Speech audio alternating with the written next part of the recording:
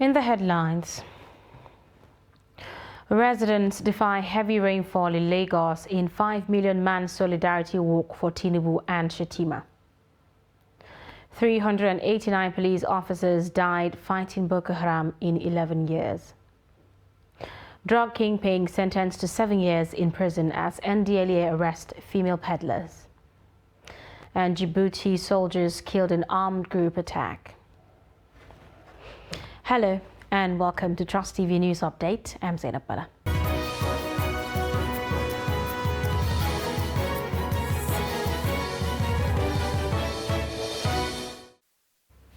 Hello and welcome. Nasarawa State Chapter of the People's Democratic Party says it is not part of the camp that pulled out from the Presidential Campaign Council named by Atiku Abubakar. Chairman of the party in the state, Francis Orogu, stated this during an interaction with journalists in Lafayette State Capital. Abubakar Abdullahi sent in this report as presented from our studio. Speaking to journalists on the recent decision taken by Rivers State Governor Nyesom Wike and his camp to pull out from the PDP Presidential Campaign Council, the Nasarawa State PDP Chairman Francis Orogu said no party members from the state is among those that took the decision in Port Harcourt. The chairman says the party will deliver the state in 2023 elections for its presidential candidate Atiku Abubakar. He explained that the party members' loyalty lies with the constitution of the party and took therefore the support based on the members for Atiku Abubakar. As long as the party is concerned in Nasarawa State, we have nobody, no individual has pulled out of a campaign council of His Excellency, the former Vice President Atiku Abubakar. We know that he's the candidate, and we have none of our campaign, what do you call it? None of our none of the appointed member of the campaign council, whether the national body has pulled out from the campaign council. While speaking on calls for the resignation of the national chairman of the party, Ihayu Ayu, Orogu maintained that the resignation of the chairman should be at the discretion of the national chairman. My candidates or me as the #1 citizen of this party in this state have no business with the national chairman being in the office or not. It is his choice. They are quoting his statement. That statement can be ambiguous, can be explicit, depending on the angle you want to see it from, that suits your interest. And it is also his right constitutionally to remain in the office and constitutionally to resign if he chooses to. But it's no more business, it's not our business to go and force him out of the office. We can't do that because he has the right to remain in the office for the period of the 4 years that he was elected. On the chances of the PDP to reclaim power in Nasarawa State, Orogu said the chances of the party is clear because of the unity and common interests of members. 8 persons have died while 2 others sustained injuries following an auto crash in Plateau State on Saturday. The State Public Enlightenment Officer of the Federal Road Safety Corps, Peter Longsan, confirmed the death of the crash victims to the Punch in Jos on Sunday. According to him, the road traffic crash occurred along Jos Lamingo Road on Saturday afternoon around 3:10 p.m. The crash involved 2 vehicles, a Toyota Hiace bus and a Honda Pilot Jeep. Number of people involved was 10, and all on board, out of which 8 died, 3 adult males, 4 adult females, and 1 child, while 2 others sustained injuries. Gunmen have reportedly attacked Inyi Police Division in Ojo River local government area of Enugu State, killing 2 policemen on duty. The attack occurred in the early hours of Sunday morning at Arum Inyi Police Division. The hoodlums also set the station ablaze after guns and ammunition were carted away. A resident of the Arum Inyi, where the police station is located, confirmed the incident to newsmen. A security alert being circulated on social media platforms in Enugu State capital warned residents of the area and its surroundings to be careful and be security cautious while they move around.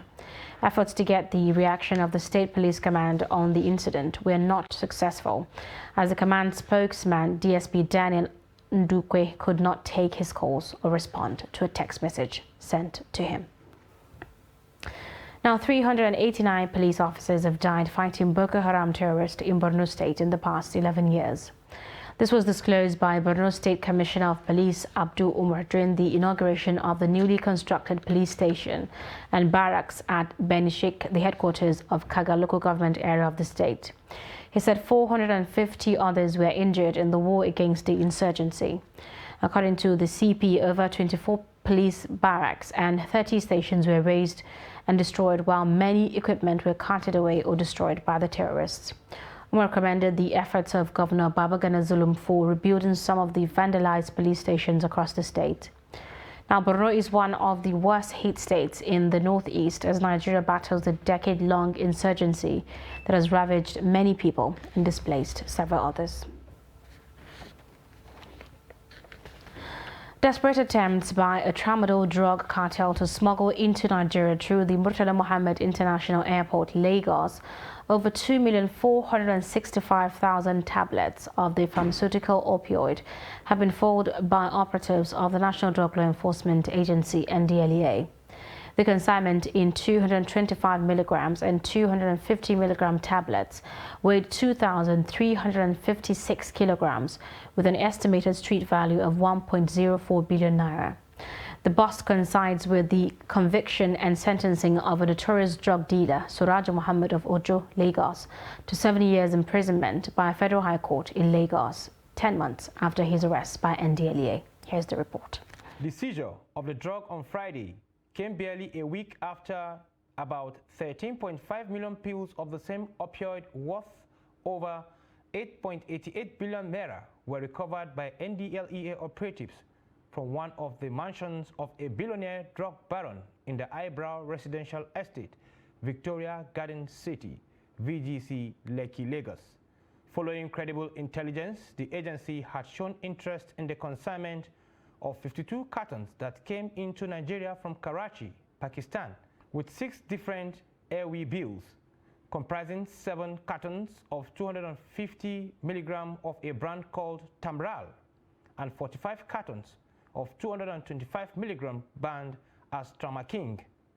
Soon after its arrival at the Lagos airport, the NDLEA called for a joint examination of the consignment with other stakeholders, and after its information was confirmed by all, the 52 cartons of the seized substance, which are above the recommended threshold for medical use and banned in the country, were moved to the agency's facility.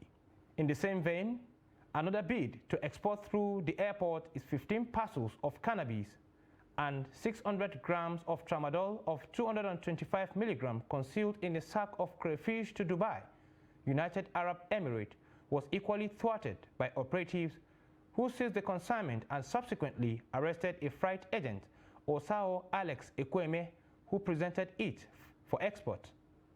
Meanwhile, drug dealer Surajo Mohammed, who was arrested with 941.15 kilograms of cannabis in 2021, was sentenced to 7 years imprisonment by a federal high court in Lagos. A judgment delivered on Thursday by Justice Yelin Dogoro, however, gave the convict an option of 7 million naira fine. Weeks after NDLEA operative intercepted 5.20 kilograms of cannabis concealed in kegs of palm oil going to Dubai at the narco export shed of the airport, the brain behind the consignment, Ifeanyi Chukwuemeka, has been arrested in Igedun area of Lagos. Commending the officers and men of the agency, the NDLEA chairman, Brigadier General Buba Marwa, retired, urged them to remain steadfast, resolute, and unrelenting until the last grams of illicit drugs were removed from the streets of Nigeria. Elsewhere, the Birchi-Wurma-Zaka 40-kilometer rural feeder road in Kurfi local government area of Katsina State is in state of disrepair. The road was constructed during the military administration of General Ibrahim Babangida by then Department of Rural Roads Infrastructure, DIFRI. Trust TV's Abdullahi Ahmadi, who visited some communities along the road, reports that since its construction in 1987, the road has never witnessed any rehabilitation. His report. There are over 17 communities living along this road, mostly crops and livestock farmers. Residents are finding it difficult to transport farm produce to markets and their sick families to hospitals, especially during emergencies. Health, education, and all other social activities here are affected by bad roads. The lives of over 3 million people along this road will be better if this road is fixed. Bandits will have no hiding place, and many residents who fled their communities will return because peace will be restored. Similarly, at the height of insecurity, operatives find the road inaccessible to respond to distress calls from residents. Many people have been killed, several others abducted, while thousands displaced by terrorists in communities living along this road due to its dilapidation. In fact, even the Assistant Commissioner of Police, ACP Aminu Umar, was killed somewhere close to the end of this feeder road. The dilapidation of this road is worrisome. If government can fix it, that would be better. Many accidents have been recorded by people plying the road. Beyond that, its rehabilitation will stop our children from going to cities in search of greener pastures, a situation that exposes them to a lot of dangers. Worried by its condition, Kurifi Local Government Council is rehabilitating the already collapsed road from the Birchi end to ease transportation problem, reduce the risk of insecurity, and for farmers to evacuate and transport farm produce to markets. We are happy to have people from the media here. Let me tell you, many sick people lost their lives along the road trying to reach hospitals. We also had instances of miscarriages by pregnant women. While appreciating the effort of Kurifi Local Government, people along this road are saying what is important is for the state government to take over the project and construct a third road. Abdullahi Ismail, Trust Television News, Kazana. Well, there you go. In other news, Minister of Interior Rauf Aregbesola says he would meet with state governors to agree on the mass release of at least 30% of inmates from custodial centers across the country. Aregbesola made this known when he appeared on the News Agency of Nigeria Forum in Abuja. The minister said that the interface was necessary as more than 90% of the inmates were being held for contravening state laws. Aregbesola also said that over 70% of the 75,635 inmates at present were awaiting trial.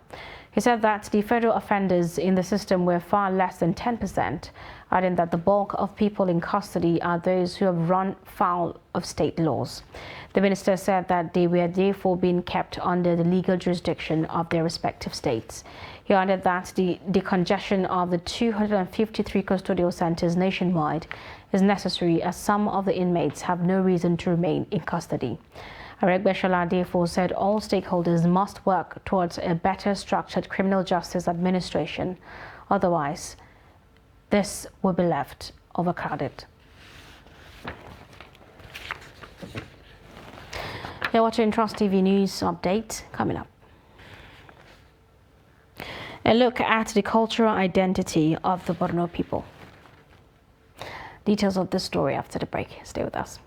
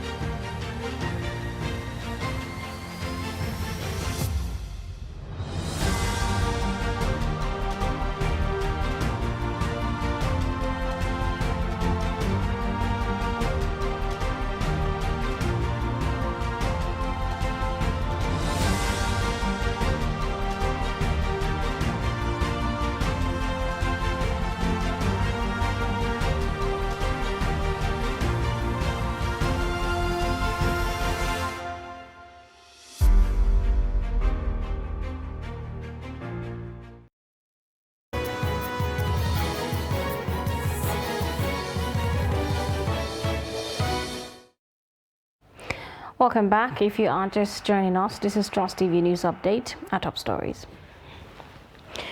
Residents defy heavy rainfall in Lagos in 5 million man solidarity walk for Tinubu and Shettima.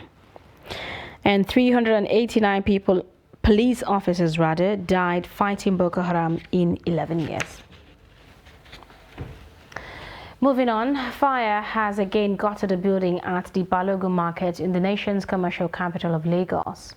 The fire was said to have started from one of the market buildings on Martin Street in Lagos. The permanent secretary of the Lagos State Emergency Management Agency, Dr. Olufemi Damilola Oke Osaitolu, confirmed the incident on Sunday. Although no life was lost in the inferno, the Lasema boss stated that clothing materials stored in this shop were destroyed. Oke Osaitolu added that the agency responded to distress calls concerning the above location, and upon arrival at the scene, a shop on the top floor of a 4-story building was found to be gutted by fire. This is not the first time fire will be gutting the Balogun market. Earlier this year, the market was gutted by fire also in November 2019, 2020 and 2021. There were fire outbreaks in the same market with goods worth millions of naira destroyed in the process. Now, Kube cap is amongst the several fashions adopted in northern Nigeria, particularly in Borno State. This costume serves several functions, from protecting the wearer from the scorching sun to a display of wealth and affluence. These caps play an essential role in society as maturity and responsibility are well ascribed to the wearer. Kuruti Bitrus takes a look at the history of the cap and how familiar residents can differentiate the designs from other states. This report. Kube caps can be traced back to ancient times that was largely undocumented in northern Nigeria. Most men in this region wear the caps on native attire, popularly called kaftan, not just for fashion but identity. It's worn during special occasions such as Salah celebrations, naming ceremonies, and weddings. Kube cap plays an essential role in society as maturity and responsibility are well ascribed to wearers. It has many designs, sizes, and different names named after notable people who first wore them. Baba Gana Mukhtar is adding some caps to his collection, but how well can he identify other caps beside Borno designs? I don't know the ones from other states because they are not Borno made. I only know one called Minister and few others. Most of the ones that we don't know, they bring them from other states. Miaram de Palam, and it's made in Maiduguri. Yeah. For we in Maiduguri, we wear the cap often, not only when you want to look good or you are nicely dressed, but some people from other places feel like wearing it only on wedding days. It takes over 20 or more days to design and complete a cap, and each design has a special name attached to it, like the Rawaram cap, named after an old female singer from Bama town. Yeah, it was named after a woman singer who is known to be singing in Kanuri in the olden days, particularly early 50s and then early 60s. So she flipped the cap by then, and she prayed after the cap that they should name after her, and it's named after her, and up to now it is named. When you want it, you say Rawaram as you said. You know, so when you came from Borno, if you're not using this cap, you are not a qualitative man. If you are from Borno, if you wear then they call this color captain or this thing. Well, our people they are calling it Zaria or Hausa people. So if you wear captain, you will use this cap. So the cap will fit you. An individual, either you are married or you are not married, you can wear the cap. But mostly responsible people that knows who they are and what they are the ones that mostly wear the cap. Because if you are up to a certain stage that you are not even wearing the cap, even they will tell you that, oh, why you don't have the cap at this age or when you are now in this position. So this is where the issue comes in. It is indisputable that almost all Nigerians are associated with one form of cap or the other, but ethnic group use the Kube cap, though not part of their tribal dressing. A very interesting report there. Now, ahead of the 2023 elections, Nigerians have been urged to live in peace and harmony with one another for progress, growth and development of their beloved country. Participants gave the advice during the annual Languages Day organized by Faculty of Languages, Federal College of Education, Yola. Trust TV's Salis Lowell has the details of this report. This year's annual Languages Day at the Federal College of Education, Yola, had different tribes in attendance.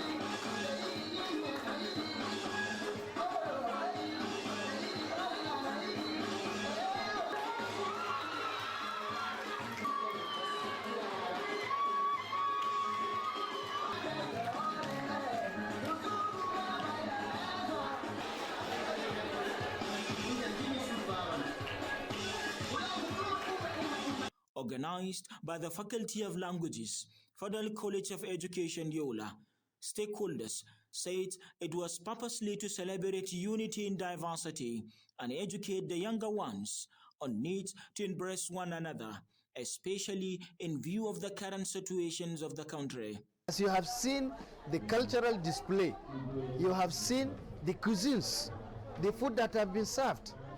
We are united in this country. It is not by accident. It is our destiny to live together and one. And in the School of Languages, what we do is annually to come together. Next year, perhaps if you come around, you will see me in yet different regalia as a Yoruba man, depicting that we are one and indivisible people. It was a moment of cultural truce, and their regalia dancing majestically, showcasing their identity as Nigerians.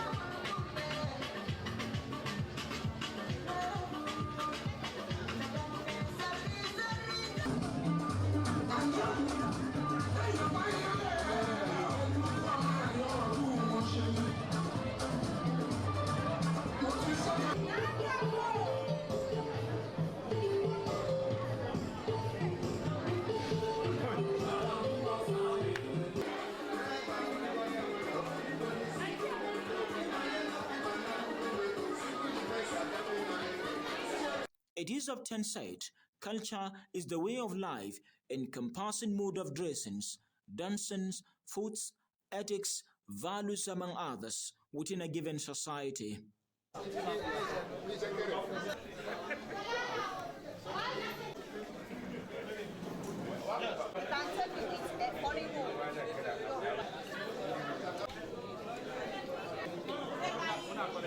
Stakeholders said the Languages Day and cultural celebration will not have come at a better time than now, where the importance of unity, love, respect, and care is more than stressed among Nigerians.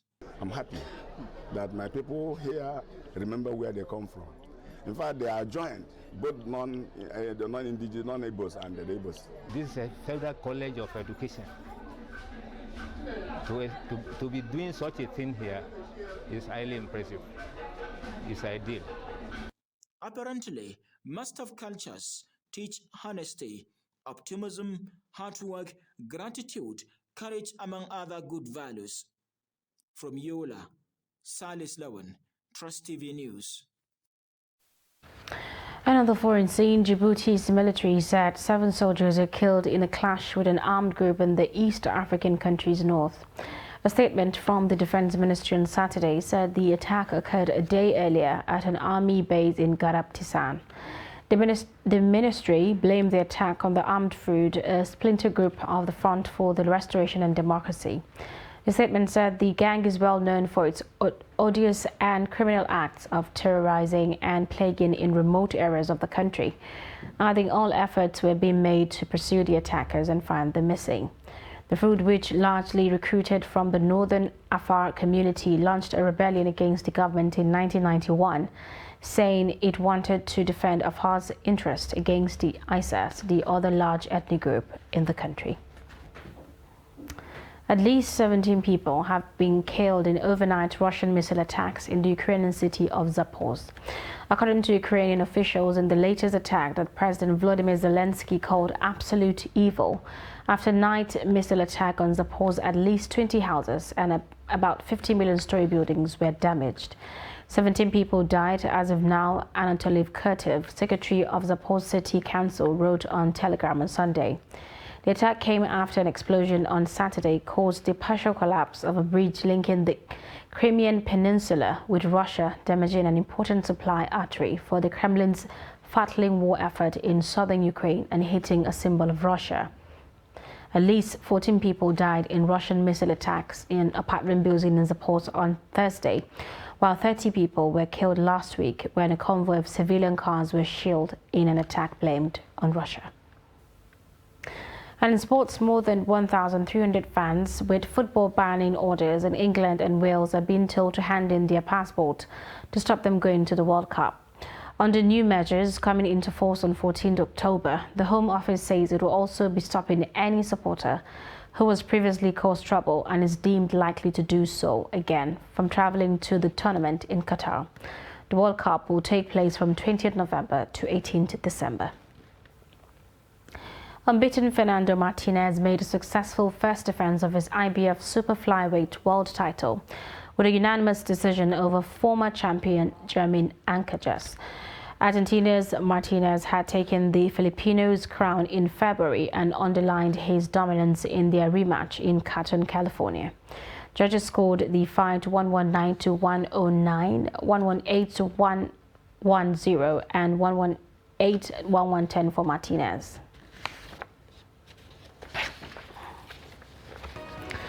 And that's it on News Updates. Do not forget to follow us across all our social media platforms.